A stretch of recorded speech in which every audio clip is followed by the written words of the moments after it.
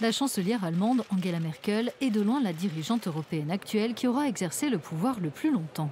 Elle a aidé l'Union européenne à traverser la crise migratoire, mais aussi celle de l'euro et du Covid-19. Mais quel est précisément son bilan à l'échelle de l'Europe ? Pour en parler, nous sommes avec un autre responsable européen qui a été longtemps en fonction, l'ancien président de la Commission européenne, Jean-Claude Juncker. Monsieur le Président, merci beaucoup d'être avec nous. Ravi d'être avec vous. Pouvez-vous partager avec nous quelques-uns de vos souvenirs de ces années où vous avez travaillé ensemble ? Oh, c'est quelqu'un qui a beaucoup d'humour. Bien qu'elle soit connue en Allemagne pour être une personnalité avec les pieds sur terre et sérieuse.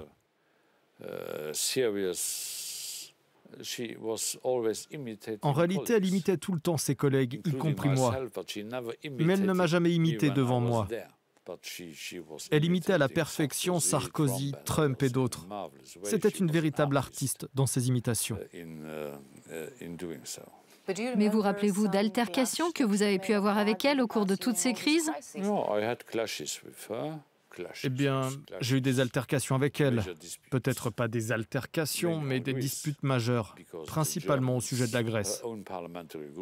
Parce que les Allemands, son propre groupe parlementaire et la presse allemande ne respectaient pas la dignité du peuple grec. Et donc, je lui ai expliqué que la Grèce était différente de l'idée qu'elle en avait. Diriez-vous que vous l'avez convaincue ? Non, j'essayais de le faire. J'ai réussi avec l'aide d'autres personnes, en particulier du président français de l'époque, François Hollande, mais aussi grâce au ministre allemand des Finances, Wolfgang Schäuble, qui était un ami à moi et d'ailleurs un homme très pro-européen. Il voulait exclure la Grèce de la zone euro de manière temporaire. J'étais farouchement opposé à cette idée.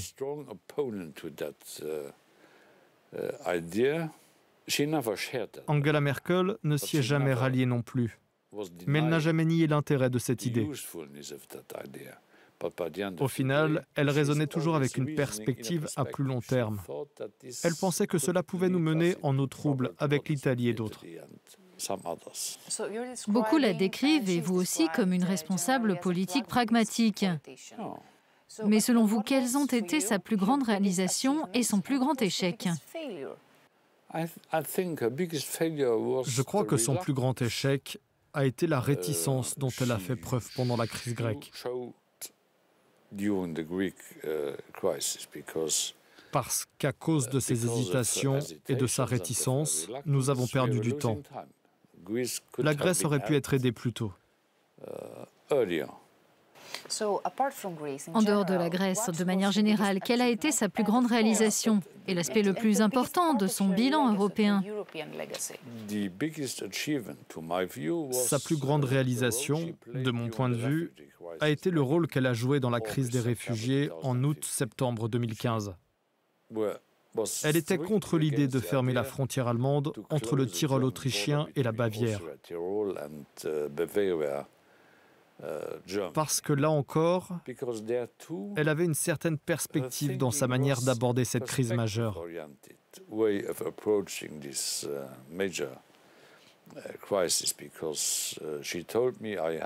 Elle m'a dit au téléphone, en août-septembre 2015, et nous nous rencontrions très souvent pendant toutes ces années, quelle serait l'image de l'Union européenne et de l'Allemagne à l'extérieur si nous fermions les frontières ? Si nous mettions des soldats et des policiers à la frontière avec l'Autriche pour repousser ces pauvres gens.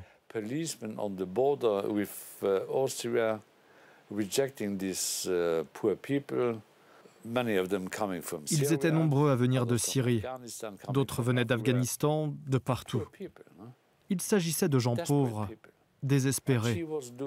Et elle faisait cela contre l'avis d'une majorité de l'opinion publique allemande et de son propre groupe parlementaire, de la CDU. Un leader, c'est quelqu'un qui peut dire non à son propre camp. Donc elle est un leader de ce point de vue. Oui, effectivement. Vous me demandez quel est le bilan d'Angela Merkel en Europe ? Eh bien, elle a définitivement ancré l'Allemagne en Europe. Elle a fait clairement comprendre aux électeurs allemands que l'Europe faisait partie de la raison d'État allemande. C'est sa plus grande réalisation, parce qu'après elle, il sera impossible d'avoir des chanceliers qui ne sont pas pro-européens. Regardons l'avenir. L'Allemagne pourra-t-elle garder son leadership en Europe après Angela Merkel? Il n'y a pas de leadership allemand en Europe. C'est un point de vue sur l'Allemagne que les Grecs et d'autres peuvent avoir. Mais l'Union européenne n'a jamais été un groupe de pays dirigé par l'Allemagne. C'est une idée fausse. Certes, l'Allemagne joue un rôle majeur, c'est le plus grand pays, l'économie la plus forte, le pays avec le plus grand nombre de voisins européens. Donc l'Allemagne doit jouer son rôle en étant au cœur du continent. Elle est aussi très proche de l'Europe centrale et orientale. Donc elle a un rôle à jouer indépendamment de la personne qui occupe le poste de chancelier. Angela Merkel a joué ce rôle avec beaucoup de précaution, je dirais de manière astucieuse et intelligente, parce qu'elle était à l'écoute de tous les pays, qu'ils soient grands, de taille moyenne ou petits. Quand j'étais Premier ministre et elle chancelière, je n'ai jamais eu le sentiment qu'elle me traitait avec négligence. Non, non, non. Elle me donnait le sentiment d'être aussi important que le président des États-Unis. Et à quoi ressemblera l'Europe, selon vous, dans les années qui viennent, alors que le contexte international est en train de changer? Le contexte international change, mais l'Union européenne, elle, n'évolue pas assez. Nous ne sommes pas en train de nous adapter au monde du futur. Nous le faisons en regardant uniquement l'horizon 2030, 2040. Et je pense que le rôle international de l'Union doit prendre de l'importance, en particulier concernant le rôle international de l'euro, notre monnaie commune. Il ne faut pas que nous soyons trop modestes, mais nous devrions essayer de ne pas non plus faire la morale au monde entier. L'Europe a ce défaut qui consiste, quand nous sommes en Afrique ou en Asie, à dire aux autres ce qu'ils doivent faire. Ils n'aiment pas cela. Le rôle de l'Europe n'est pas de faire la morale, mais de donner l'exemple. Avons-nous des leaders charismatiques pour tenir la barre? Cela reste à prouver. Monsieur le Président, merci beaucoup pour cette interview.